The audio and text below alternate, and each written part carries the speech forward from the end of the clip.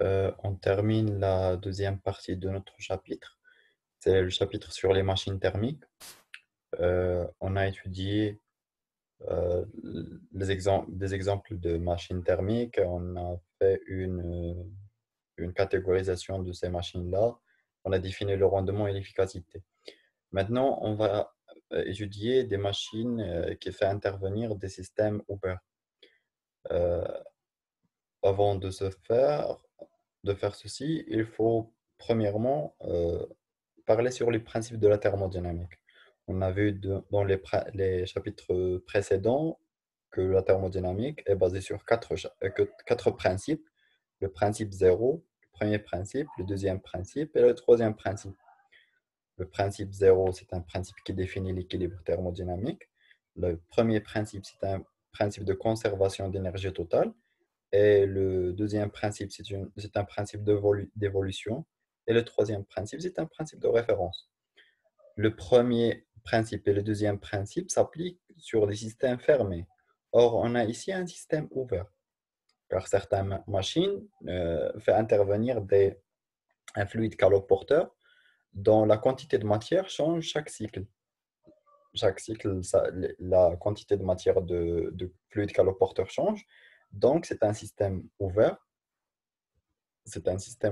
donc on ne peut pas appliquer directement le premier principe sous la formulation qu'on a vue, car il s'applique juste au système fermé. Pour ceci, il faut trouver une forme de ce principe, de premier principe, valable pour un cas d'un système ouvert. C'est ce qu'on appelle premier principe industriel. Industriel, car la plupart des machines en industrie fait intervenir des systèmes ouverts et non pas des systèmes fermés. Par exemple, le moteur d'une automobile, c'est un système ouvert. Pour ce faire, on va considérer un cas un peu simple, c'est le cas d'un écoulement permanent.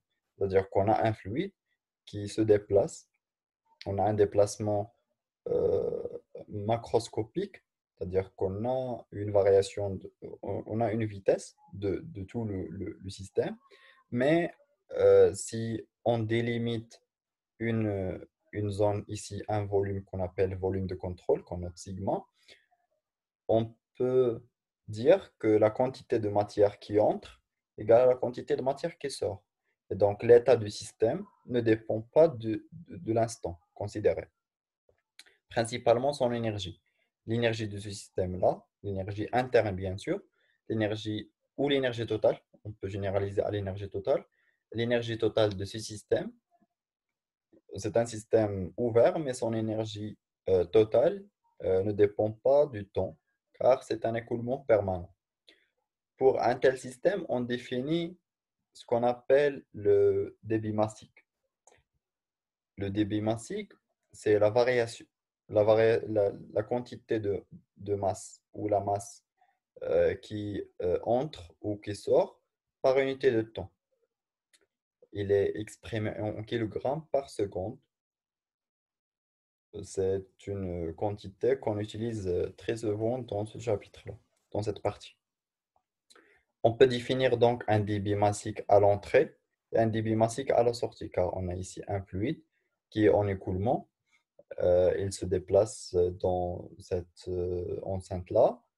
Euh, et on a ici une section d'entrée dont la pression est PE et la vitesse, c'est CE. La vitesse de fluide à l'entrée, c'est CE.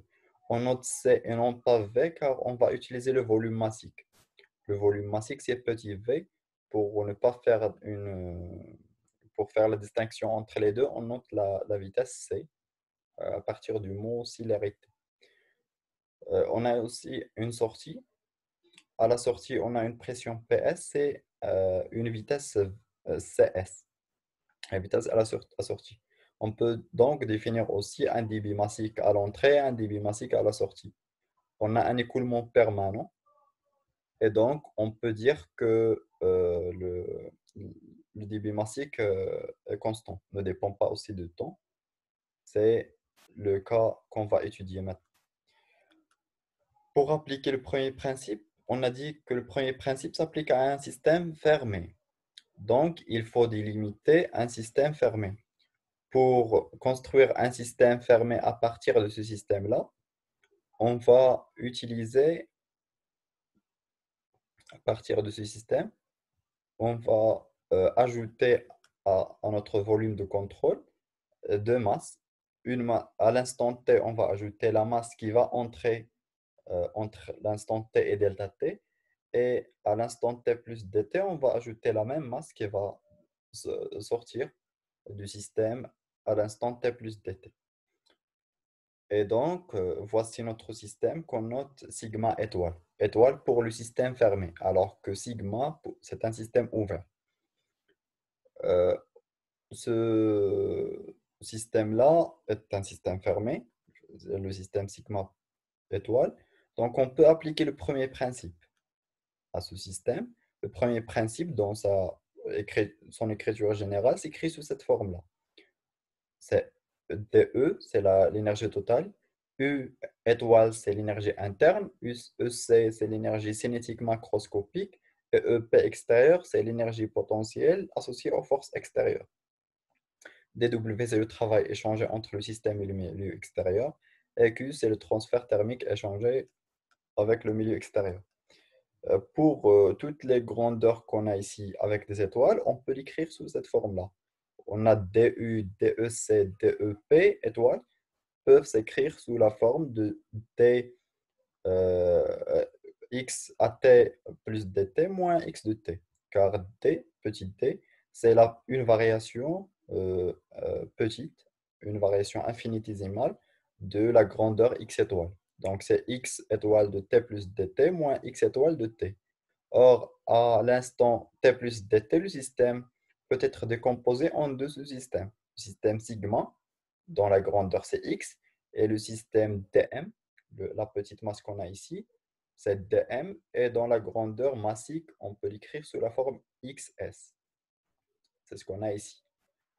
Euh, de même pour x étoile de t, on peut l'écrire sous la forme de x de t. C'est la x de système étoile qu'on a ici. C'est le x de ce système-là, ouvert, sigma, plus x de cette masse-là. Et on aura cette relation-là qu'on peut simplifier. Grand X, c'est une grandeur caractéristique du système sigma, sans étoile, alors que XE, petit xe et petit xs sont des grandeurs massiques, car on a multiplié par la masse, associées à la masse dm. La masse ici, qui va entrer à cet instant-là et va sortir à l'instant ultérieur. L'écoulement est permanent. Permanent, c'est-à-dire ne dépend pas ne dépend pas du temps. Et donc, pour le système sigma, et non pas sigma étoile, pour le système sigma, x de t plus dt égale à x de t.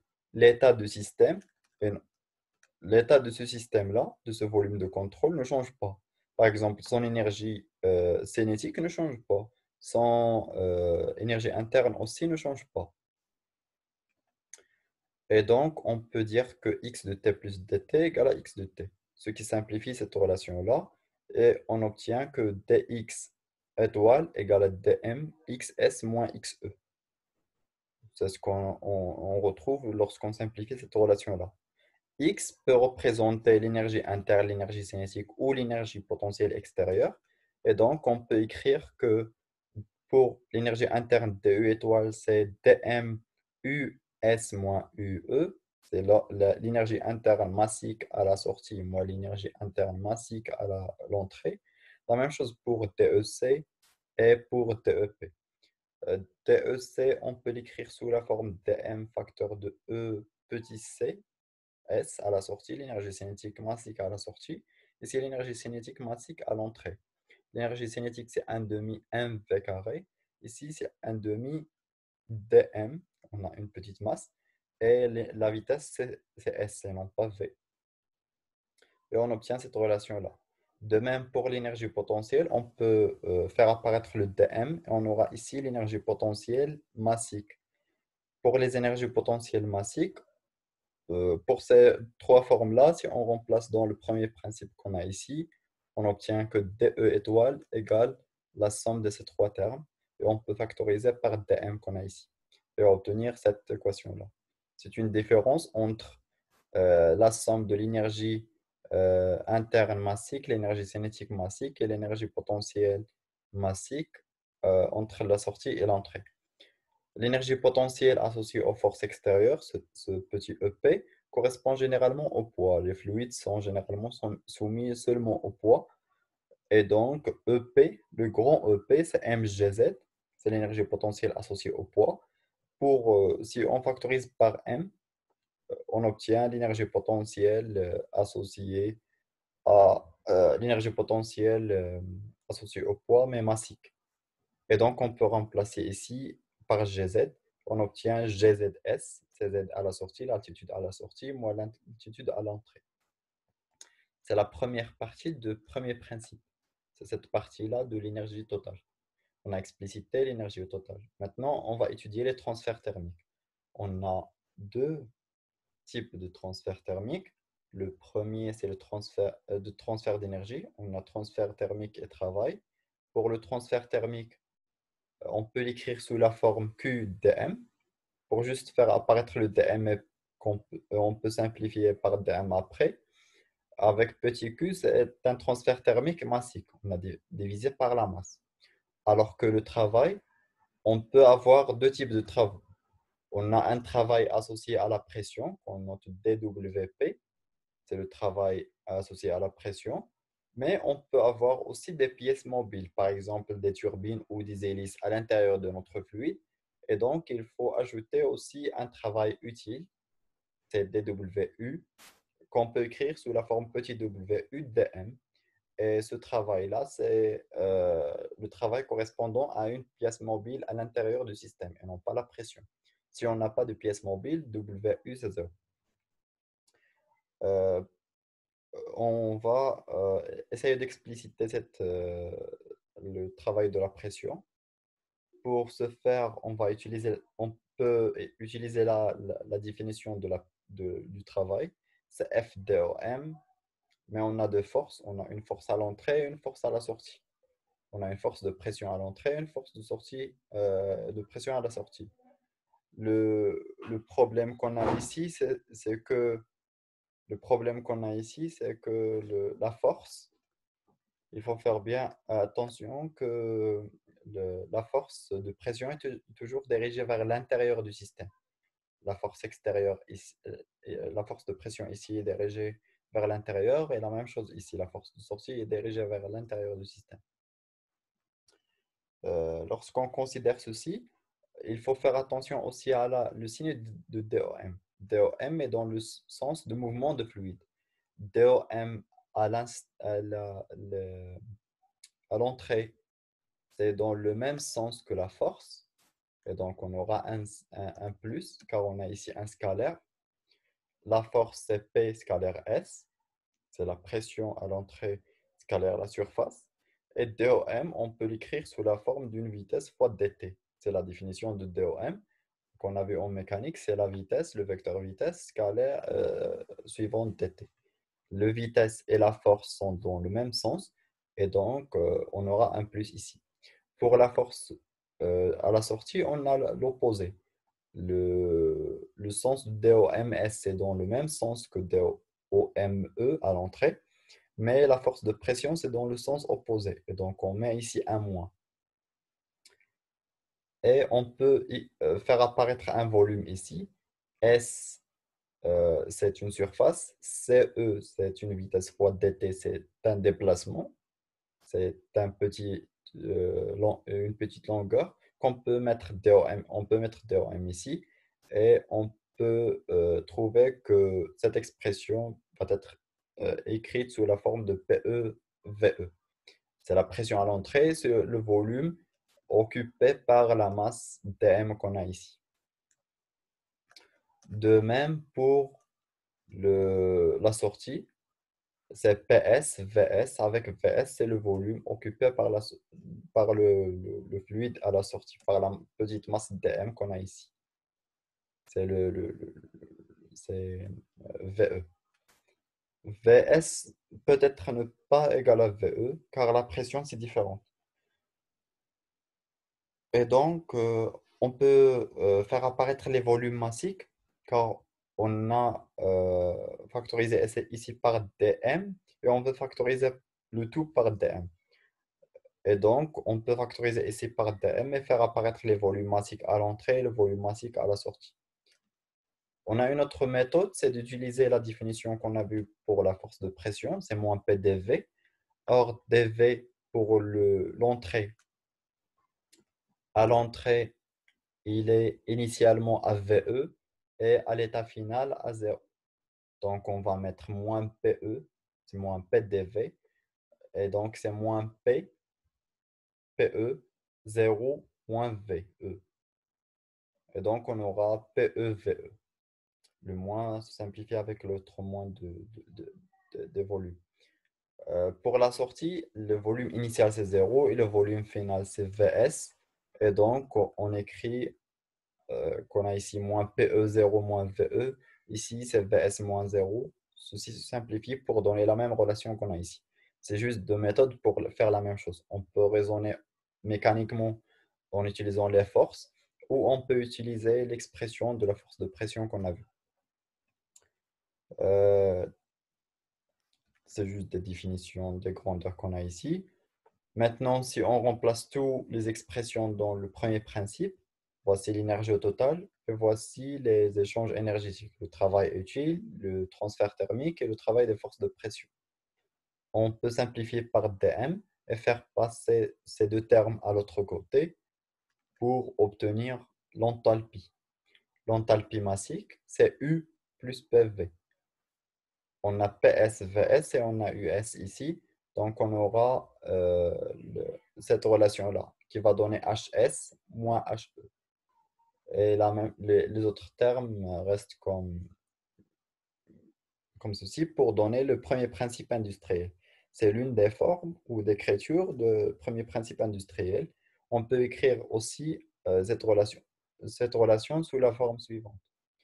On peut fa- c'est une variation entre un ensemble de grandeurs et donc c'est delta H plus 1 demi CE carré plus GZ entre la sortie et l'entrée. La sortie moins l'entrée égale à le transfert thermique plus W. Ou on peut multiplier par dm. dm, on a dit c'est en kilogrammes par seconde. En kilogrammes par seconde, si on multiplie WU qui est en joules par kilogramme, car WU vient de cette relation. Le travail, c'est en joules et dm, c'est en kilogrammes. Donc, WU, le petit WU, c'est en kilogrammes c'est en joules par kilogramme. C'est en joules par kilogramme et donc on obtient cette relation-là. Alors que, euh, alors que pour on obtient une grandeur ici qui est une puissance. WU, on a dit c'est en joules par kilogramme. Le débit massique, c'est en kilogrammes par seconde. Et donc, on obtient une grandeur ici en joules par seconde. En joules par seconde, c'est l'équivalent de watts, c'est une puissance. On obtient une puissance thermique et une puissance mécanique utile. Alors que le deuxième principe s'écrit sous la même forme, on a toujours l'entropie mais massique égale à l'entropie échangée massique plus l'entropie massique créée, tel que le deuxième principe toujours annonce ou postule que l'entropie créée est positive pour lui. C'est strictement positif pour une transformation qui est irréversible, alors qu'il est égal à zéro pour une transformation réversible. On va maintenant essayer d'appliquer ce principe-là, l'une de ces formules, principalement celle-là, pour un ensemble de systèmes classiques qu'on va voir. Le premier, c'est le détendeur. Le détendeur, c'est un système qui permet de augmenter la pression d'un fluide. On a un fluide, par exemple, un réserve d'oxygène pour les nageurs, par exemple, ou les plongeurs. On a un réserve d'oxygène à une grande pression Pour la respiration, il nous faut une pression plus basse, la pression atmosphérique, et donc il nous faut un détendeur pour diminuer la pression de ce gaz-là. On utilise donc un détendeur. On a aussi un compresseur ou une pompe, c'est l'inverse. C'est un organe mécanique qui permet d'augmenter la pression d'un gaz, par exemple, en utilisant un piston. Et donc, on donne du travail mécanique au système pour augmenter sa pression. La turbine, à partir de son nom, il convertit une partie de l'énergie de fluide en énergie thermique, en énergie mécanique. Et donc, il prélève du travail du système. L'évaporateur et les condenseurs sont des dispositifs qui permettent de faire un changement d'état. Les évaporateurs permettent de passer d'un état liquide à un état gazeux, généralement partiellement, alors que les condenseurs permettent de faire l'inverse, c'est-à-dire liquéfier un vapeur en contact avec une surface froide. L'évaporateur et les condenseurs sont dans un réfrigérateur. On les voit dans un réfrigérateur. La tuyère, c'est une conduite qui permet d'augmenter la vitesse d'un fluide. Euh, la vitesse d'un fluide à partir d'une variation de son énergie, ou généralement de sa température. Alors que l'échangeur, c'est un dispositif qui permet de transférer de l'énergie thermique d'un fluide euh, d'une- entre deux fluides, sans les mélanger. Et voici leur symbole dans les schémas qu'on trouve. On a ici le détendeur. Dans le détendeur, on n'a pas de pièce mobile, et donc WU égale à 0. On n'a pas de transfert d'énergie, donc 0. Et il nous reste, on n'a pas de variation d'altitude, le même Z. Et on néglige la variation de l'énergie cinétique. Et donc, on obtient delta H égale à 0. Delta H égale à 0 euh, si le gaz est parfait. H dépend juste de la température, donc on aura H initial égale H final. C'est une transformation isotherme. On n'a pas de variation de paramètres du gaz. Mais généralement, les fluides utilisés sont partiellement liquides ou des gaz réels. Et donc, l'enthalpie dépend aussi de la pression. Et donc, cette relation-là nous permet d'avoir une variation de pression. Généralement, la pression de sortie est inférieure à la pression d'entrée. Pour la tuyère, on n'a pas de pièce mobile car on a juste une conduite, mais on a une variation d'énergie. Le gaz, il a une enthalpie ici, euh, c'est HE, et son enthalpie à la sortie, c'est HS. Et on a une variation de vitesse, c'est C. Et en connaissant la vitesse à l'entrée, on peut connaître la vitesse à la sortie. La vitesse à la sortie, on n'a pas de transfert thermique, bien sûr, ni de pièce mobile, donc WU et Q égale à 0. Et on a une conduite, donc Z égale la variation de Z, c'est négligeable. Les évaporateurs et le condenseur. L'évaporateur, il permet de faire un transfert thermique positif. Donc, le fluide qui circule dans un tube euh, qu'on trace ici va recevoir de la chaleur. Et donc, sa température va augmenter et généralement, il subit une transition de phase. Il passe à l'état gazeux. Et l'inverse, dans un condenseur, il perd de l'énergie, le système perd de l'énergie car il est en contact avec un milieu froid et donc on aura une condensation, d'où le nom condenseur. Un compresseur, il faut bien faire la différence entre un compresseur et un condenseur.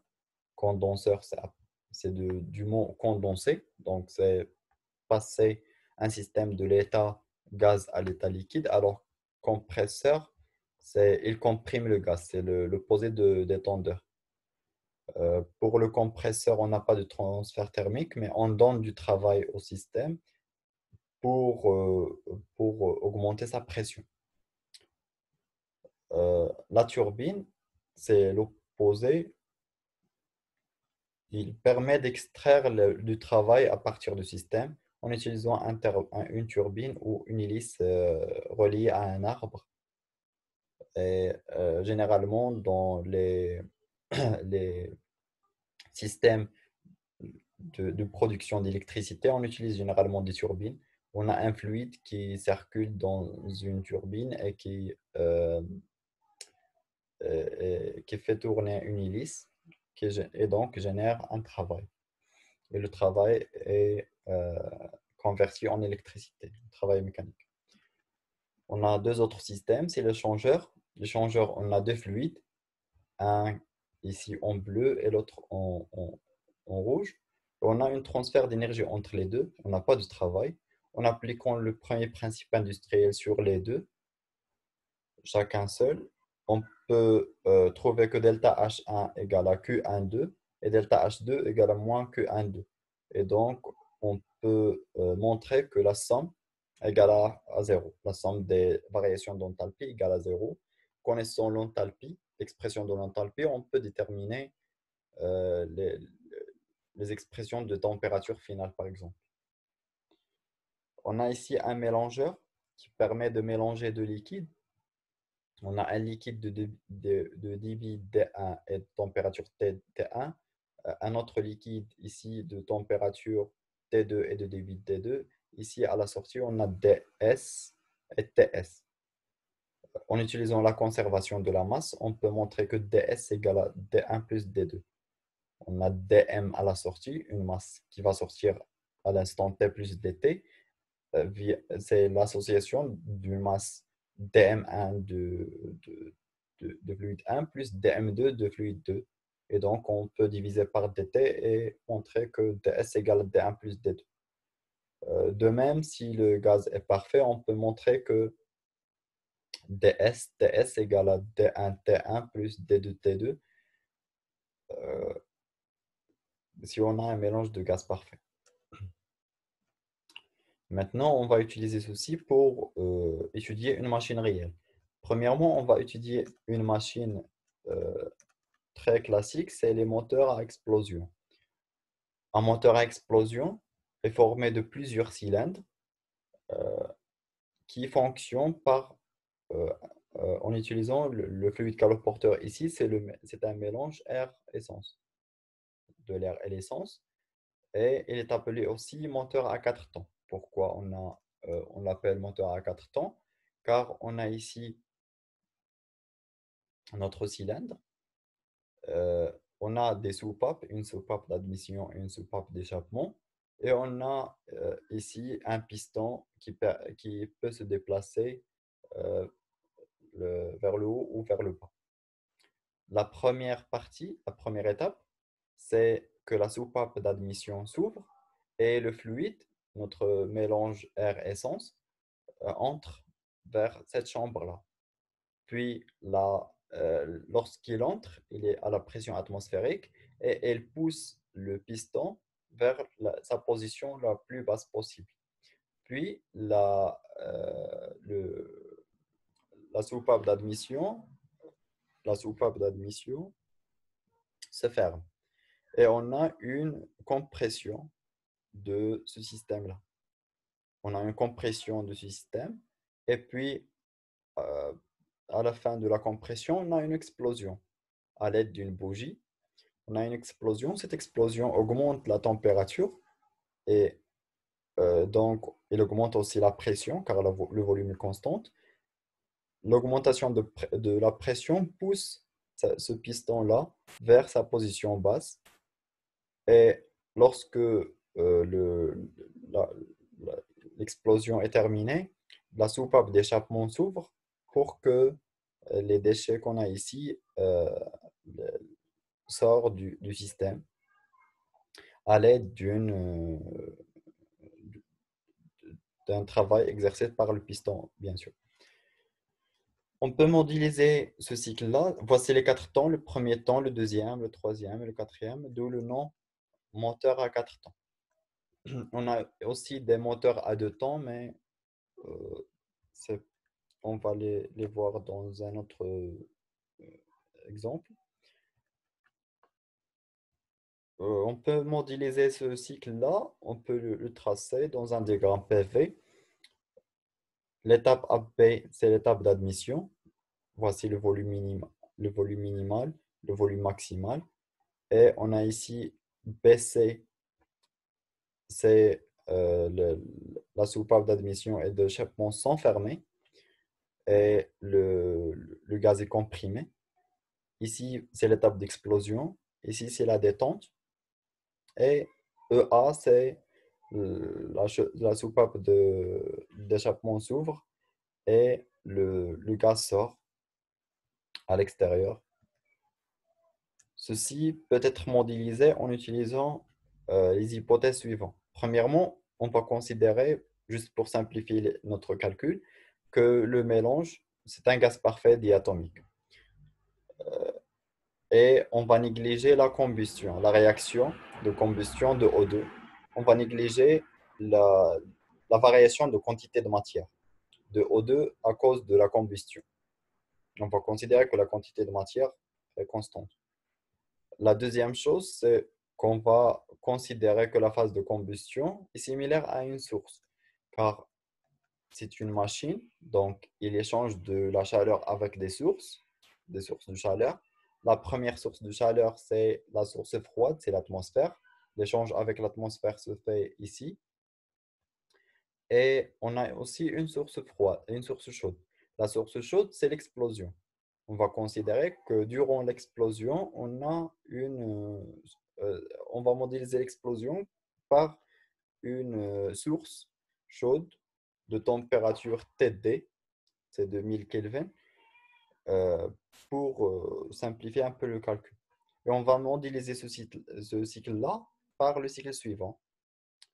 C'est le cycle de Beau-Hérocha. On a ici l'étape AB, c'est pas très important. C'est juste l'admission du gaz ou l'éjection du gaz, si on est dans le sens inverse. La première étape, c'est la compression adiabatique qu'on considère réversible. B, D, c'est la combustion, c'est l'explosion, qu'on va considérer isochore. Puis, on a une détente réversible, adiabatique. Et EB, c'est EB correspond à l'ouverture de la soupape et à volume constant, à volume constant, la pression revient à la pression atmosphérique. On veut calculer le rendement. Notre but dans cet exemple-là, c'est de calculer le rendement. Premièrement, il faut déterminer la nature de cycle de la machine. On connaît bien que c'est un moteur, mais on va vérifier ceci dans le cycle. Le sens de parcours du cycle, c'est le sens horaire. Le sens horaire, donc, c'est un moteur. Donc, on va utiliser la définition de rendement. C'est moins W sur Q. On ajoute moins car W, c'est négatif. Le moteur donne du travail à l'extérieur. L'extérieur, ici, c'est le piston. Q chaud, c'est l'énergie thermique reçue durant l'explosion. Alors que W, c'est la somme de QC plus QF avec un signe moins, à partir du premier principe. On peut simplifier cette relation pour trouver que le rendement égale à 1 plus QF sur QC. Cette relation est valable toujours pour les moteurs. Quel que soit le moteur étudié, état est toujours 1 plus QF sur QC. C'est à partir de cette relation qu'on peut démontrer là, le théorème de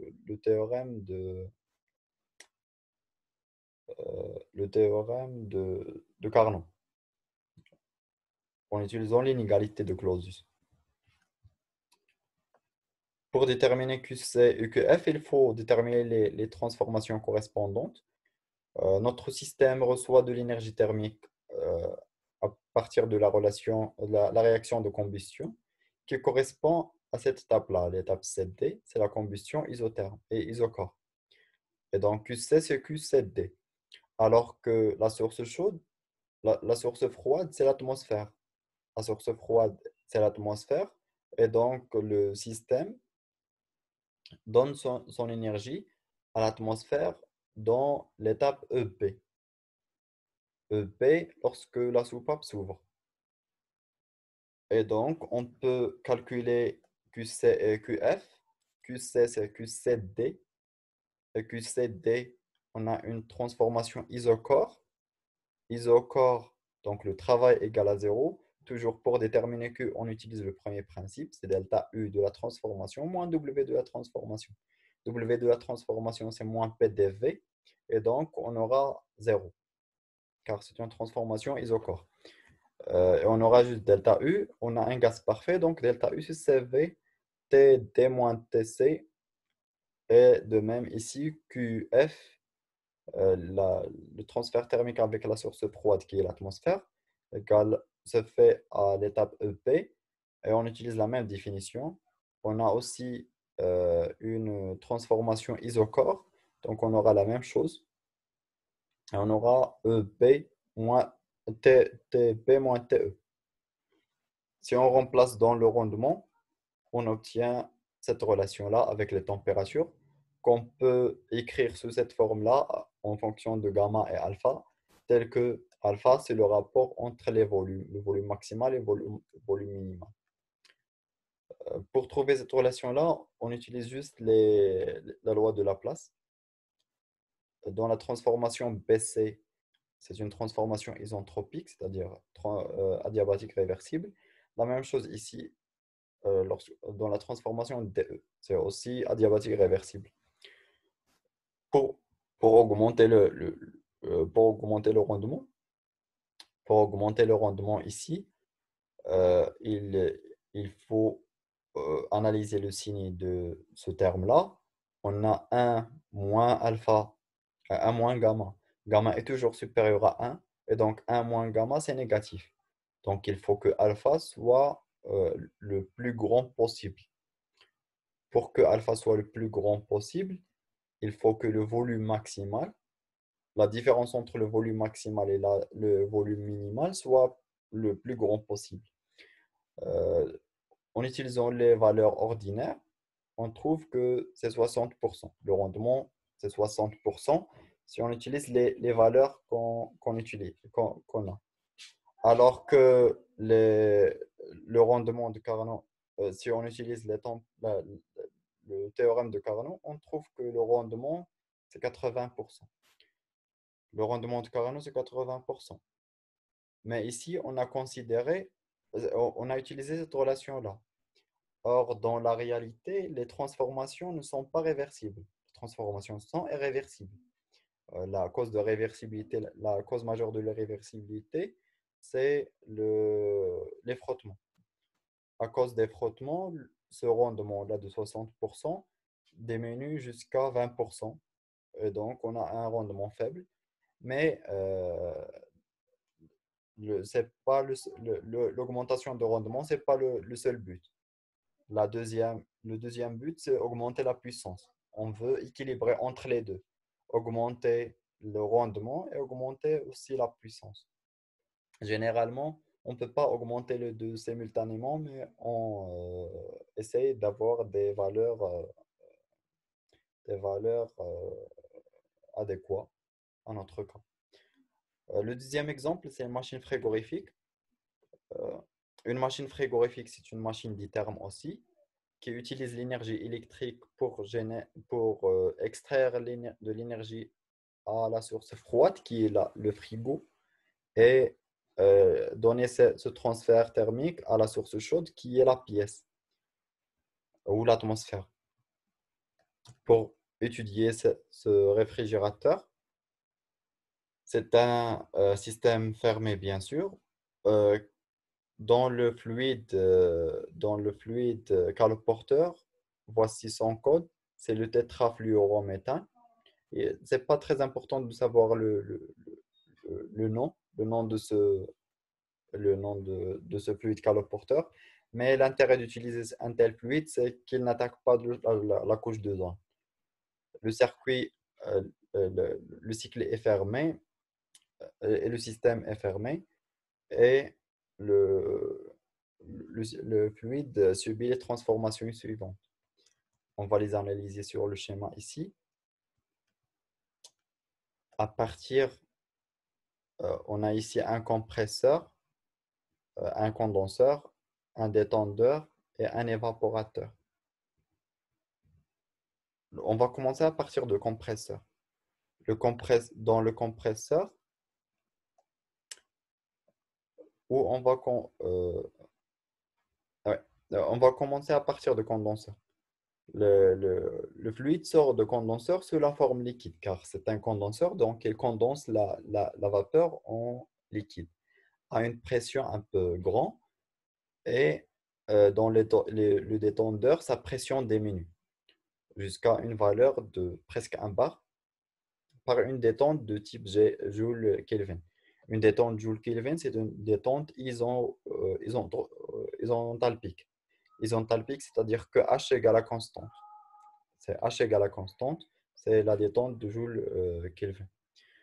Puis, à partir de, euh, on est après le détendeur, on passe à l'évaporateur. L'évaporateur, dans l'évaporateur, le fluide est à basse pression, mais il est liquide. L'évaporateur transforme partiellement ce liquide-là en vapeur en faisant un contact avec la source froide qui est l'atmosphère. Puis, le fluide subit une compression dans le compresseur. Voici le compresseur. Il est généralement en bas du réfrigérateur. Et la compression, on peut la considérer généralement isentropique et il augmente sa pression, car c'est un compresseur. Il augmente sa pression à la pression initiale. Puis, dans le condenseur, le fluide se condense pour revenir à l'état liquide, partiellement bien sûr, et à une température en échangeant de l'énergie avec, avec l'air. C'est le cycle décrit par ce fluide-là. Généralement, un tel cycle, une telle machine, dans une telle machine, on n'utilise pas le diagramme PV, on n'utilise pas le diagramme TS, mais on utilise le diagramme PH. C'est le diagramme de Mollier ou diagramme enthalpique. Dans ce diagramme-là, on représente la pression en fonction de l'enthalpie massique. On utilise l'enthalpie massique et non pas l'enthalpie car on a un mélange déphasé général dans la plupart des cas. Euh, Dans ce diagramme-là, on présente la pression en fonction de l'enthalpie massique, mais on a aussi d'autres courbes. On a la courbe d'ébullition. On va voir cette courbe-là. Voici le diagramme enthalpique. On a ici la pression en barre, mais c'est une échelle logarithmique en fonction de l'enthalpie. L'enthalpie, c'est l'enthalpie massique, d'où l'unité kilojoule par kilogramme. C'est les valeurs en noir ici, en bas. On a des courbes rouges. On va commencer par les courbes rouges. Les courbes rouges représentent les isothermes. C'est l'ensemble des isothermes. On a ici les températures en rouge en degrés. On a ici en noir, en gras, la courbe de saturation. C'est la courbe qui sépare les phases. On a ici la phase liquide, la phase vapeur, un mélange de vapeur et de liquide. Ici, du liquide. On a le liquide, mélange vapeur-liquide et vapeur ici. Les courbes bleues. Les courbes bleues correspondent en fait à S égale à constante. C'est des isentropes. Isentrope, c'est-à-dire S égale à constante, adiabatique réversible. Lorsque la transformation est adiabatique réversible, on suit l'une de ces courbes-là. Alors que si il est isotherme, on suit les courbes rouges. Les courbes vertes correspondent à des isochores, car c'est le volume massique qui représente le volume massique constant. Des volumes massiques constants, c'est les courbes vertes qu'on a ici. Et on a aussi des courbes noires qu'on représente ici et qui se regroupent au point critique qu'on a ici. Les courbes noires correspondent à ces nombres-là, c'est X. C'est la fraction massique de la phase vapeur. La fraction massique de la phase vapeur. Pour connaître est-ce que c'est la fraction massique de la phase vapeur ou de la phase liquide, on regarde les nombres. On a ici 0,9, 0,8, donc cette courbe-là correspond à 1, et donc à 100%. 100% de quoi? Ici, on a du gaz, et donc cette courbe correspond à la disparition de la dernière goutte de liquide ou à l'apparition de la première goutte de liquide, selon la transformation. Donc, les X ici correspondent à la phase vapeur et non pas à la phase liquide. L'utilisation de ce diagramme va être faite dans un exercice de TD, mais vous trouvez aussi deux vidéos sur ce diagramme-là.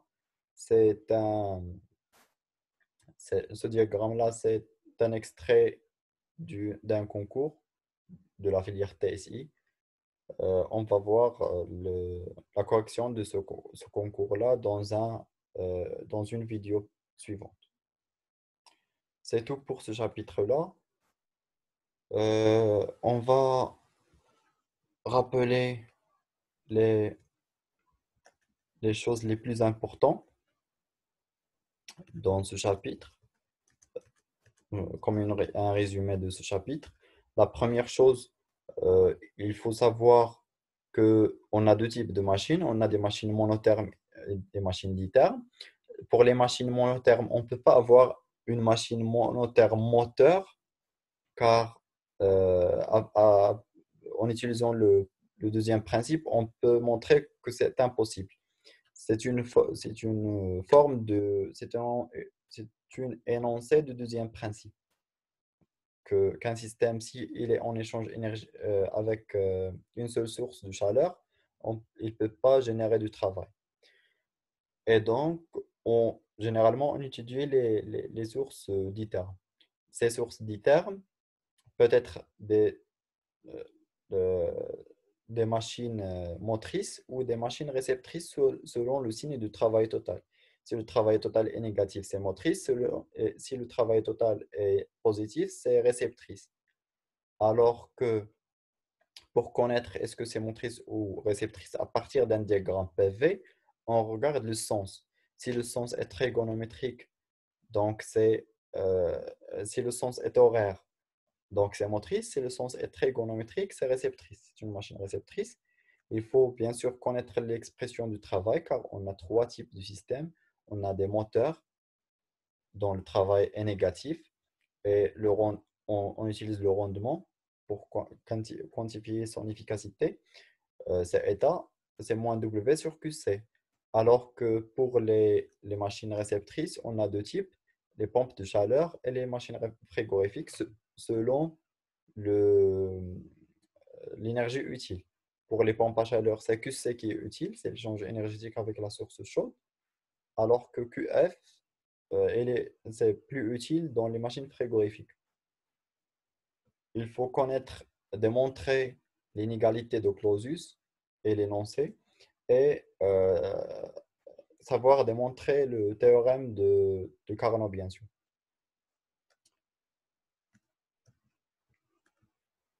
Le théorème de Carnot. Et puis, il faut bien sûr connaître, démontrer le premier principe industriel.